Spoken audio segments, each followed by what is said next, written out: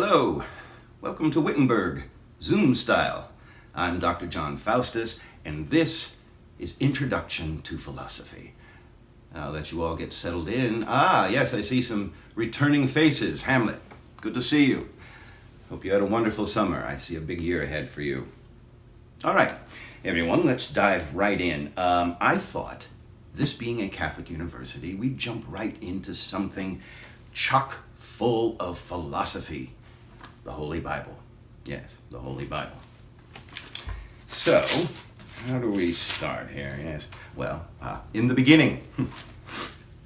In the beginning, God created the heaven and the earth. So, God existed before the beginning. So the statement "in the beginning" is suspect. One sentence in and our doubt is aroused. Unless, of course, the statement is not intended to be taken literally, but rather metaphorically. But in that case, the Word of God can be interpreted as poetry and myth. And if we are to accept "in the beginning" so easily, why not the devil as a name for man's animal nature, and hell as a word describing a state of mind? Don't get me wrong, I love the Bible. It's a great read. It's got everything. Sex, violence, red dragons with 7 heads. If you read it closely enough, you can find a justification for anything. That's pretty impressive. One hell of a book. But it's just that, really. One book, at least in the library of the philosopher. The theologian reads it for the answers. The philosopher for the questions. Now, I know we have some Jews and Mohammedans auditing the class this semester, shalom, salam, and I want to be very clear that despite this being a Catholic university, we will not be restricting ourselves to studying the philosophies of the Church. There are, after all, more things in heaven and earth than can be dreamt of in its theologies. True philosophy is like the insolent child who, regardless of the explanation given by God, the Father, always responds with "why?" You must not eat from the tree of knowledge of good and evil, for if you eat of it, you will surely die. Why?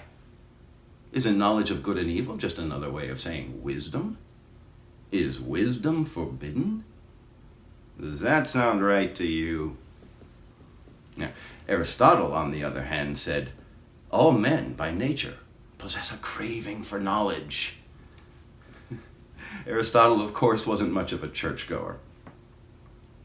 Now, for those of you pursuing a double major, and for those of you still undecided in your major, Hamlet, keep in mind that a theology degree only serves you when you're talking to God. A philosophy degree is valuable every time you're talking to yourself. In my opinion, what's the difference?